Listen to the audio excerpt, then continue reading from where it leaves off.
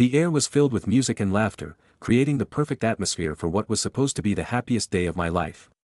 My name is Reko, and as I stood there in my beautiful white dress, I felt like a princess.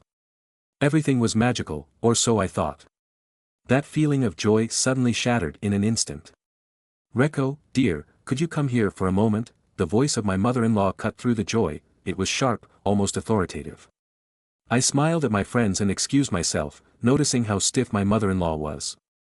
When I approached her, her smile didn't reach her eyes, and the tension in her posture was evident.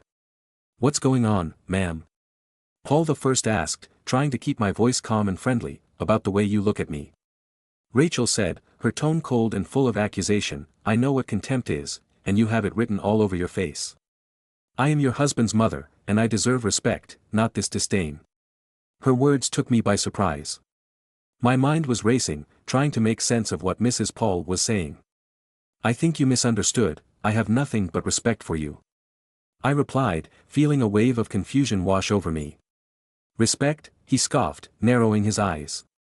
"I see the way you roll your eyes at me, the sighs when I speak. Do you think I don't notice? You've even turned my son against me." I was getting stronger and could feel the eyes of the nearby guests beginning to turn towards us. I struggled to maintain my composure before I could respond when my husband appeared at our side, his brow furrowed with concern. "Mom, what's going on here?" he asked, looking at both of us. "Your wife has done nothing but disrespect me," said Mrs. Pa, her voice trembling with emotion. "She has been belittling me, and today, of all days, has been the worst." On the worst day, tears filled her eyes as she held Ku's arm. "Is it true, Rachel?" Cal asked, his face a mix of disbelief and confusion. His gaze searched mine, waiting for an answer. "No, that's not true," I replied in a firm but calm voice.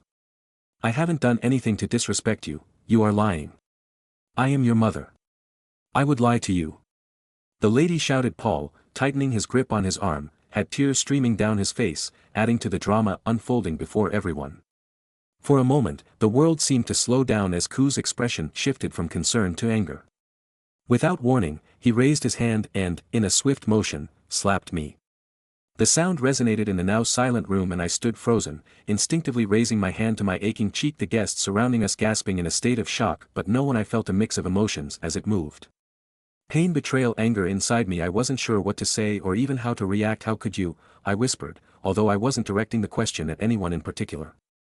I wasn't just asking Cal or her mother, but the entire universe, as if I were seeking an explanation for this nightmare I had gotten myself into. Kale, realizing what he had done, stammered, "I didn't mean to say that, I was just..." But I didn't let him finish.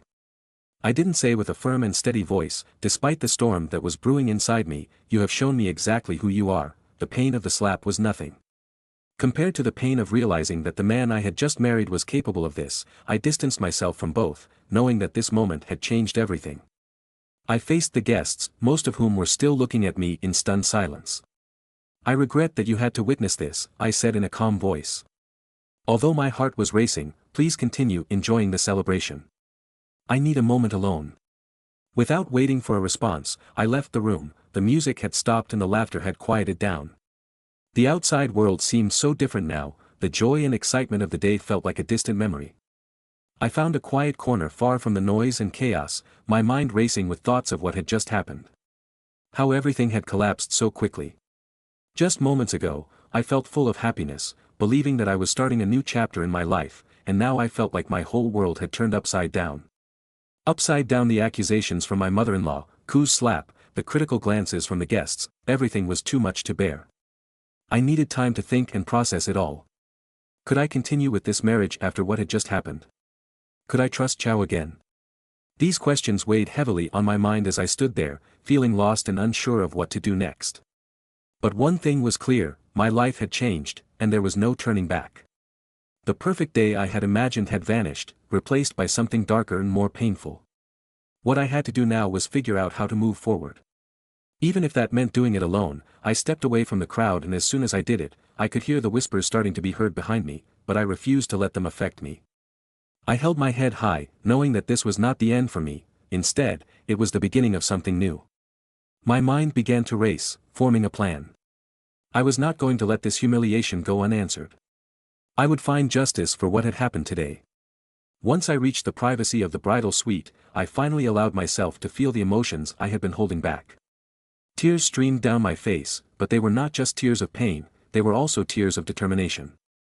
This moment would not break me, I would not be a victim. It would elevate me above this and turn me into a winner. My resolution was stronger than ever after everything that had happened. I knew I had to act, I couldn't let them get away with it. The first step of my plan was to gather evidence, irrefutable evidence of how Cal and his mother had treated me. I decided to hire a private investigator to help me. Mr. Son was known for being discreet and efficient, just the person I needed for this delicate situation. "I need your help," I told him when I called. "My husband and his mother haven't exactly been kind to me. I need evidence of their behavior." "What kind of tests?" "We are looking for?" asked Mr. Sa in a calm and professional voice. "Anything that shows a pattern," I explained. "Emotional, financial, or even legal abuse, anything that can demonstrate what they have been doing." "Understood," he replied. "I will start with surveillance and a background check. I will investigate their past and their finances. You will get what you need with Mr. Sound on my side." I felt like I was finally taking control. I began recording every interaction I had with C and their mother, every phone call, every conversation. I needed all the evidence I could gather, I wasn't going to leave anything to chance in the midst of all this chaos. My best friend Maria became my greatest source of comfort and support, she had been there for me through everything. "Maria, I don't know how I could get through this without you," I confessed. One day when things felt especially overwhelming, "You don't have to go through this alone," he assured me. "I'm here for you always." "So what's the plan?" she asked.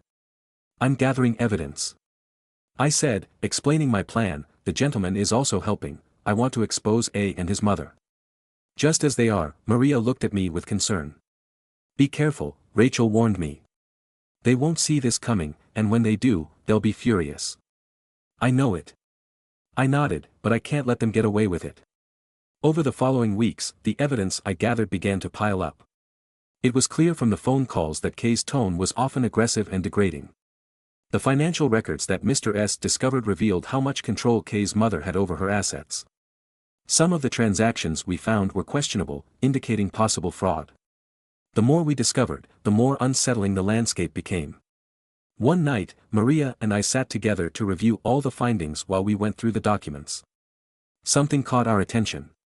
"Look at this," she said, Maria, pointing to a series of excerpts. "Bankers are moving large sums of money, but where is it all going?" And these emails added. "Maria, it seems like they are planning something, but we still don't know what.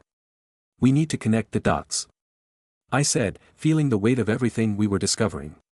"It's no longer just about emotional abuse, there's a whole web of lies and manipulation at play."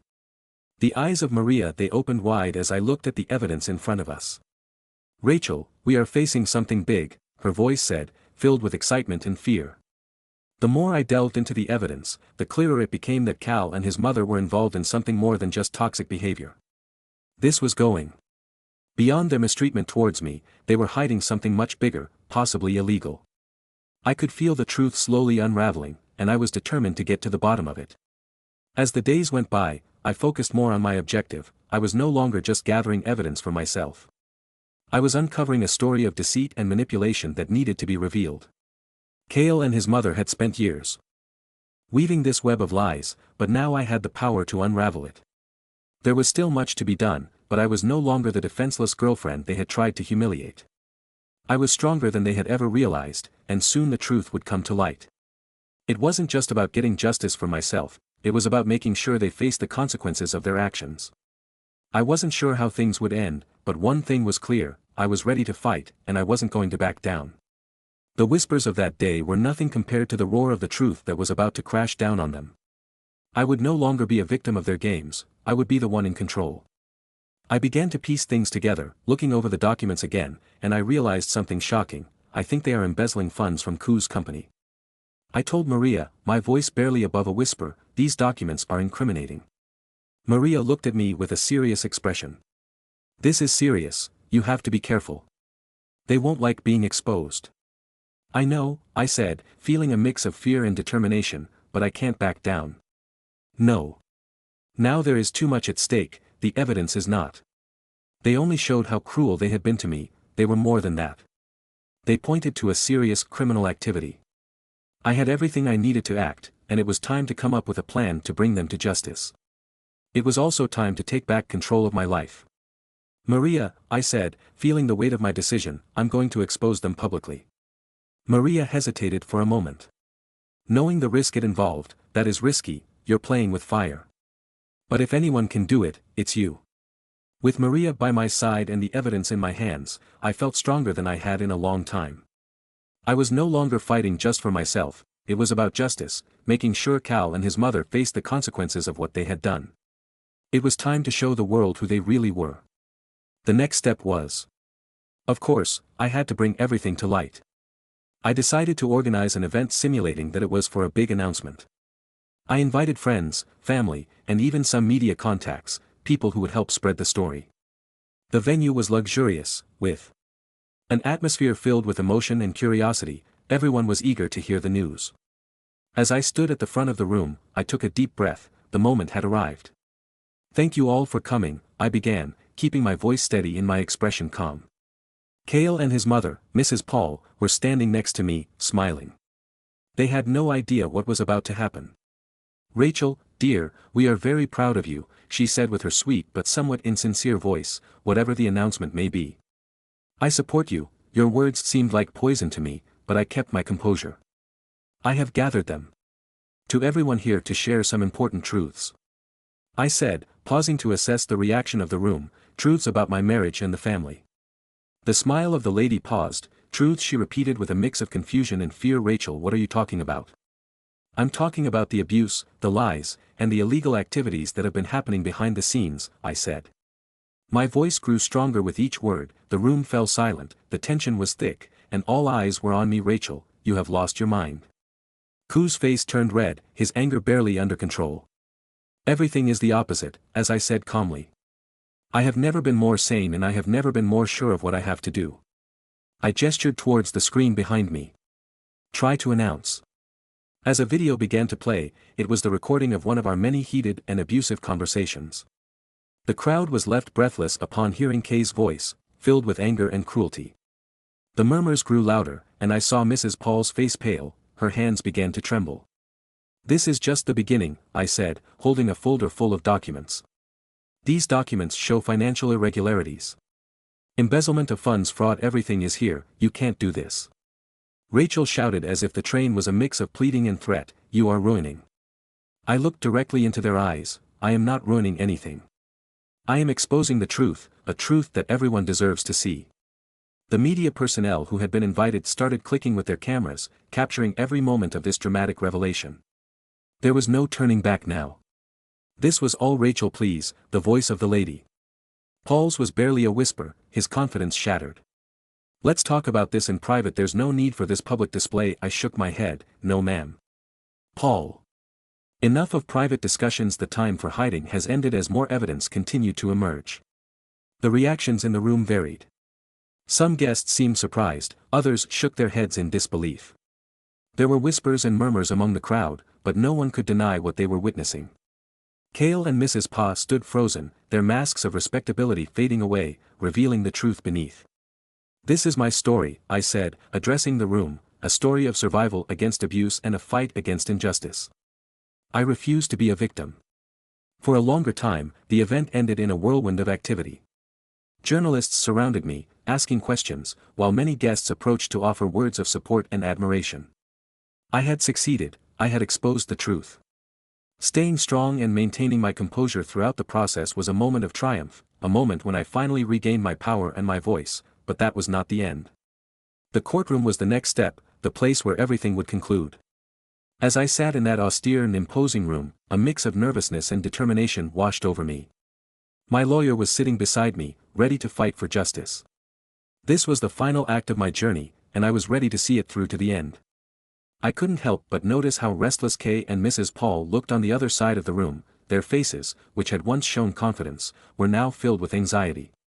When the trial began, Your Honor, we are here to present the case against Kay, and Mrs. Paul said, my lawyer with a firm and steady voice, this is not just about a divorce, it is about years of emotional and financial abuse that Rachel has endured. She leaned toward me from the other side of the room and whispered. Rachel, you can't win this. You're going too far. I looked him in the eyes, and my voice was calm but firm. It's not about winning, Koo. It's about justice. It's about showing everyone who you really are. The trial went on, and my lawyer presented the evidence with precision. There were recordings of Koo's cruel words, financial documents that revealed his manipulation, and all the evidence painted a clear picture of the painful life I had lived. Each piece of evidence was undeniable. Your Honor, my lawyer continued, as you can see, the evidence is overwhelming. We are not only seeking a divorce but also legal action for the wrongs that have been committed against me. Client Mrs. Paul, clearly bewildered, tried to defend herself. Your Honor, this is all just a misunderstanding. Rachel is exaggerating. Her voice was weak even to her ears. I looked directly at her, my words firm and straightforward. Exaggerating. The evidence speaks for itself. She can no longer hide from the truth. The judge listened. Attentively reviewing all the evidence and testimonies presented after what felt like an eternity, I finally delivered my ruling. In light of the overwhelming evidence, I grant the divorce and order legal actions against K and Mrs. P for their conduct. When the gavel sounded, a wave of relief and vindication washed over me. It was over. I had faced them, fought for justice, and emerged victorious. The long and painful chapter of my life was finally closed, with the legal battles behind me. I knew it was time to begin a new chapter, one focused on healing and rebuilding. I found a small and quiet house in the countryside, a world far removed from the chaos and drama of my past. The tranquility and beauty of the place were just what I needed. Sitting on the porch of my new home, with a warm cup of tea in my hands, I contemplated the serene view that I had before me. The trees swayed gently with the breeze, the birds sang in the distance, and the sun shone softly for the first time in what felt like an eternity. I felt a sense of peace wash over me. This was a new beginning. A life free from lies, manipulation, and pain. My journey had been difficult, but it had been worth it. Not only had I survived, I had triumphed. I had found my inner strength, regained my voice, and now I was free. When the sun began to set, casting a warm glow over the horizon, I smiled to myself. I was exactly where I needed to be. The future was uncertain, but I could shape it, a future full of hope, healing, and happiness. This was my story of triumph, the story of a woman who refused to be silenced. I had stood firm against all odds, and now I was living a life of freedom and peace. My journey had come to an end. But I knew it was just the beginning of a better and brighter life. The story of Rachel has come to an end. Do you think her decision to expose and confront her husband and mother legally was the right choice? Could she have handled it differently? Share your opinion in the comments below. If you enjoyed the story and want to see more like this, don't forget to like the video and subscribe to our channel. Your support helps us bring more powerful stories to life.